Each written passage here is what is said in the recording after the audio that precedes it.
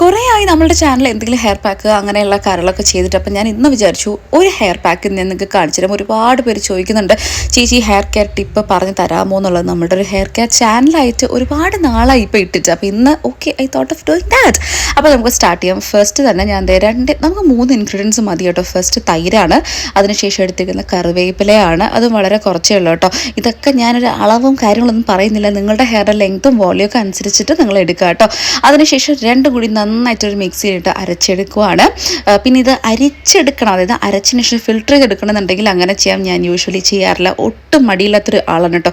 പിന്നെ സത്യം പറഞ്ഞാൽ ചെയ്തെടുത്തപ്പോൾ നല്ല സംഭാരത്തിൻ്റെ ടേസ്റ്റ് ആയിരുന്നു. ഓഫ് കോഴ്സ് അതാണല്ലോ. ശേഷം വളരെ കുറച്ച് വെളിച്ചെണ്ണ കൂടെ ആഡ് ചെയ്തിട്ടുണ്ട്. നിങ്ങൾക്ക് എസെൻഷ്യൽ ഓയിലൊക്കെ ഉണ്ടെങ്കിൽ അതുകൂടെ ആഡ് ചെയ്തിട്ടും വളരെ ഫ്യൂ ഡ്രോപ്സ് മതി, 3 to 4 ഡ്രോപ്സിന് ധാരാളമാണ് കേട്ടോ. അപ്പോൾ അതിനുശേഷം നമ്മൾ ഇത് ഡയറക്റ്റ് ഹെയറിലേക്ക് അപ്ലൈ ചെയ്ത് കൊടുക്കുകയാണ്. പിന്നെ ഞാൻ ഈ ചവയ്ക്കുന്ന കറിവേപ്പില നല്ല കേട്ടോ, ഇച്ചിരി മിക്സ്ചറാണ്. അപ്പോൾ ഈ ഒരു പാക്ക് ബേസിക്കലി നമ്മുടെ ഹെയർ ഗ്രോത്ത് പ്രൊമോട്ട് ചെയ്യാനും അതുപോലെ തന്നെ നല്ല ബ്ലാക്ക് ഹെൽത്തി ഹെയർ കിട്ടാൻ, ഹെയർ ലോസ് കൺട്രോൾ ചെയ്യാനൊക്കെ എന്നെ ഹെൽപ്പ് ചെയ്തിട്ടുണ്ടായിരുന്നൊരു ഹെയർ പാക്കാണ്. ഇപ്പോൾ ഒരുപാടായി ഞാൻ ഹെയർ പാക്കൊക്കെ ട്രൈ ചെയ്തിട്ടുണ്ട്. മൂന്നായതിനു ശേഷം പിന്നെ എൻ്റെ ഹെയർ കെയറും എൻ്റെ ഹെയർ പാക്കുകളിലൊക്കെ അത്രയ്ക്ക് ഇത്ര തന്നെയാണ്. വലിയ സമയമൊന്നും കിട്ടാറില്ലെന്നേ. അപ്പോൾ നിങ്ങൾ കൂടെ ഉണ്ടെന്നുണ്ടെങ്കിൽ ഒരു കൈ നോക്കാം. അപ്പോൾ എന്തായാലും വേണമെന്നുണ്ടെങ്കിൽ കമൻറ്റ് സെക്ഷനിൽ പറയാം കേട്ടോ, അല്ലാണ്ട് വെറുതെ ഞാൻ വീഡിയോ ആക്കില്ല. അപ്പോൾ എന്തായാലും ഈ ഹെയർ പാക്ക് ട്രൈ ചെയ്തിട്ട് റിസൾട്ട് കമൻറ്റ് പറയാം കേട്ടോ.